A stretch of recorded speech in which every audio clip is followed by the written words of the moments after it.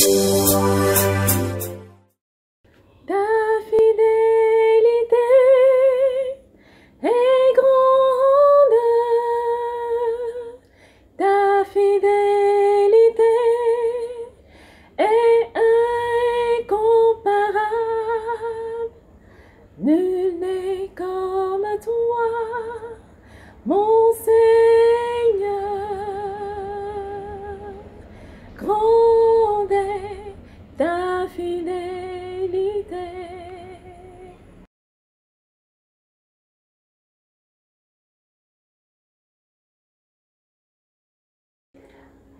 Je suis Marie-Paul Agbo.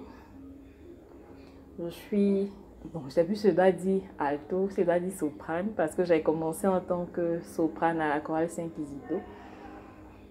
Et je suis rentrée à la chorale en 2002. Mon arrivée à la chorale. Disons que j'étais à la chorale sans y être. Parce que j'étais d'abord au mouvement des Cœurs Vaillants à Mbayon, CVAV. Et de là-bas, comme mon grand frère était ami à l'ancien maestro Tapé Paco, à chaque fois que le maestro venait à la maison, il disait que je devais intégrer la chorale et tout. Mais bon, moi, je ne me sentais pas trop à la chorale. Bon, je trouvais que elles étaient déjà trop amies pour que moi, j'arrive à la chorale. Et c'est comme ça qu'après mon vœu poussé, il est venu à la maison, il y avait une réception. Et il a dit à ma maman que elle doit rentrer à la chorale. Maman dit oui, qu'elle-même, elle a toujours voulu que je parte à la chorale parce que étant plus jeune, je partais avec elle aux répétitions parce qu'elle fait partie de la chorale des adultes de la paroisse Saint-Augustin. Voilà. Et étant petite, j'avais des problèmes d'allergie. Donc elle a dit que je ne pouvais pas continuer au CVAV parce que ça me fatiguait. À chaque fois qu'on revenait des camps, j'avais ces problèmes-là. Donc c'est comme ça que j'ai intégré la chorale. Mais j'étais vraiment timide au début. Quand je partais, je ne m'asseyais pas avec les choristes. Je me mettais toujours à côté parce que, pas comme je l'appelais mon papa. Donc je disais toujours que j'étais venue l'accompagner aux répétitions, que je n'étais pas choriste. Voilà, c'était comme ça mon intégration à la chorale.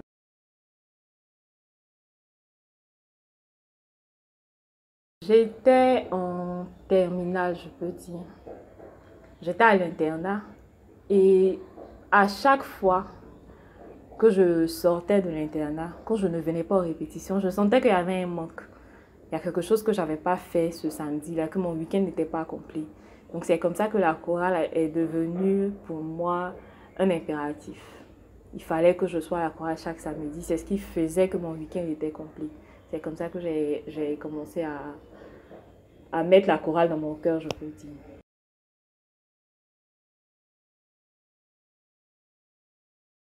Du point de vue technique, on peut dire que la relève a assuré. Mais du point de vue rigueur, ça n'a pas été... Bon, c'est pas ça. Parce que on peut dire aussi que chacun a sa personnalité. Le maestro, comme on le dit, c'était un maître. C'était un maître. Et il avait son imposition d'abord en tant que grand frère, en tant que papa. En tout cas, c'était difficile pour nous de ne pas venir aux répétitions. Et je pense que c'est ce qui a fait que nous avons mis la chorale au cœur de nos activités. Pour raconter une petite anecdote, j'ai manqué 2 répétitions. Parce que, comme je disais, je jouais toujours entre le CVAV et la chorale. Et je ne suis pas partie à 2 répétitions. Mais vendredi soir, vers 17h, je croise le maestro dans les rues, devant l'église. Et il me crie pratiquement là-dessus pour me dire, tu n'étais pas là il y a 2 répétitions. Si je ne te vois pas la prochaine répétition, tu vas m'entendre. La répétition qui a suivi, je vous assure, la répétition de Kizito commençait à 14h. J'étais à l'église à 13h. Parce que je ne voulais même plus avoir cette honte-là. Parce que quand il a crié, c'était devant mes amis. Donc, j'étais plus prête à manquer les répétitions. Je peux dire que c'était ça, en fait, sa personnalité. C'est ce qui a fait qu'aujourd'hui, je peux dire pour les anciens, quand ils ne se retrouvent pas à la chorale, ils se sentent un peu mal parce qu'il nous a inculqué ça.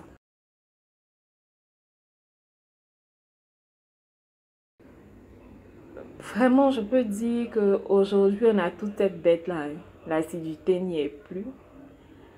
Je pense que je me dois en tout cas de prier pour la chorale parce que c'est ce qu'on le dit. On prend pour rire, mais c'est ça en fait qui a été la plus grande perte de la chorale, l'assiduité. On a l'impression que les choristes ne sont plus dévoués pour le chant.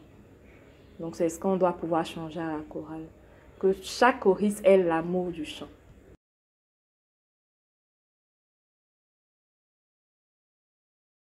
Je veux leur dire que c'est vrai qu'aujourd'hui, on n'a plus le maestro tapé pour nous crier là-dessus, pour nous faire revenir tout le temps.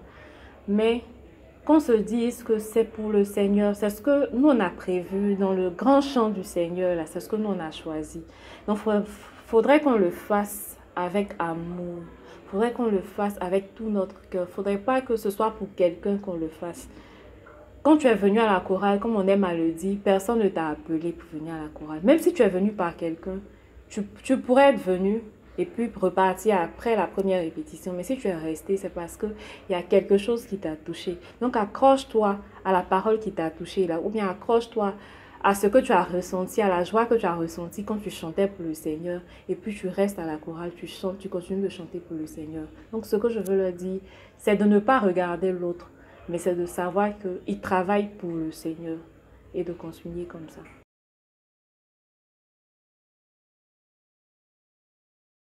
Non, j'ai pas véritablement eu de parrain parce que, comme on me l'a toujours reproché, j'ai toujours aimé être dans mon coin.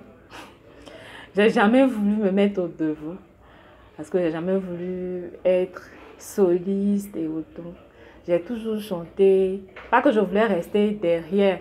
C'est vrai que je faisais mes exercices, le maestro tapé m'entendait chanter, mais je suis pas partie vers quelqu'un et personne aussi n'est venu vers moi pour essayer de travailler, pour chercher à devenir soliste, tout ça.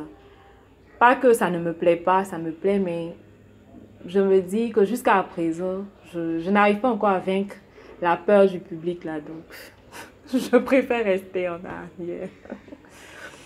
Mais j'arrive quand même à pouvoir surmonter ça et je pense au fil du temps, je pourrais me mettre au devant.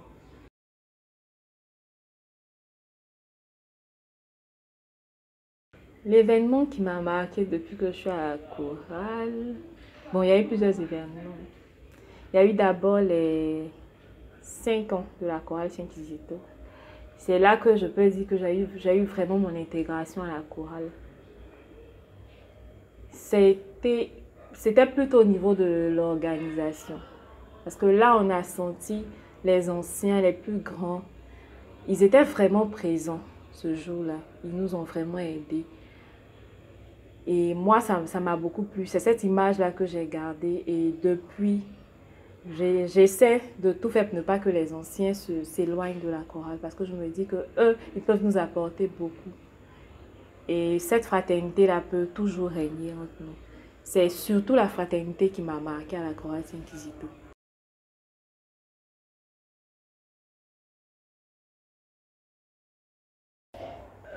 Sa présence à la chorale n'est pas régulière.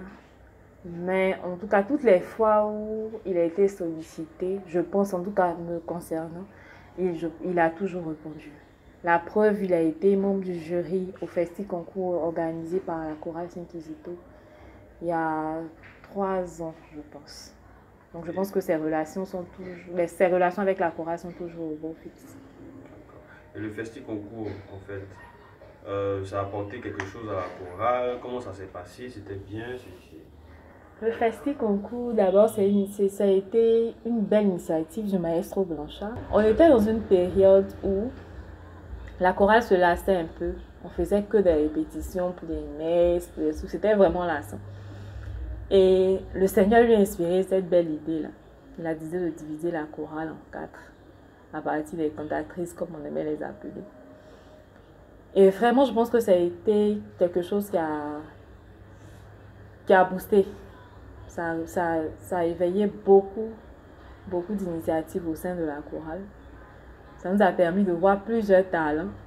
Parce qu'on a vu des talents de danseurs, des talents d'artistes, de créateurs. Vraiment, c'est de là même qu'est sortie l'idée de la comédie musicale organisée par la chorale. Alors, quand tu dis les cantatrices, il s'agit de qui? Je veux parler de Samadé Nadège, Maxime, comme on aime bien l'appeler, Mako, Audrey Kofi et Mado. D'accord. Et le festival concours, les deux éditions, c'est laquelle des cantatrices qui a remporté? Il y a eu d'abord je peux dire deux cantatrices, parce qu'elles étaient pratiquement à égalité. Il y a eu Mado et Maxime. Mado qui a gagné Oui, Mado faisait partie de l'équipe avec Prési. Et Mako était avec les Sunrise. Bon, Mado, j'ai un peu oublié le nom de l'équipe, de son équipe. Il paraît qu'il y avait des cachotteries. Oui, c'était vraiment une période où on a senti la compétition au sein de la chorale. Il y a eu même on partait répéter au cimetière du Petit Séminaire. Il y avait des équipes qui partaient répéter là-bas. Des équipes qui payaient le transport pour aller répéter jusqu'à Akessé. On répétait dans les maisons. En tout cas, il ne faudrait pas que l'autre entende l'autre équipe répéter. Parce qu'on nous a donné un thème. On nous dit, faites des paroles avec comme thème Saint Kizito, votre saint patron. Trouvez des paroles. Voici la mélodie. Au fait, Saint Kizito, parlons-en. Est-ce que c'est un nom qui agit dans la chorale? Comment est-ce que le nom a été choisi? Est-ce que tu peux nous... L'historique du nom, je ne l'ai pas. Mais l'historique du nom, en tout cas au sein de la chorale, je ne l'ai pas. Mais je sais que pour Saint Kizito, c'est un enfant martyr qui est mort à 14 ans. Il a vraiment souffert. Il a emmené les plus jeunes à se faire baptiser dans un royaume où on ne voulait même pas entendre parler du Christ. Ouais. Donc je pense que c'est comme ça que quand il a fait baptiser des gens, après le roi, je crois, l'a attrapé parce que eux c'était des mages, comme on le dit.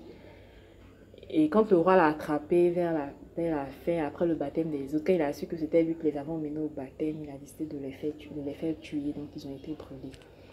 Mais ce nom-là, il a vraiment agi au sein de la chorale. Et Kizito est mort à 14 ans. Et nous, on a failli, en griffe, mourir à 14 ans. Mais je pense que cette épreuve-là nous a fait mourir et ressusciter dans le Christ, quoi. C'est ce qui a été la force de la chorale.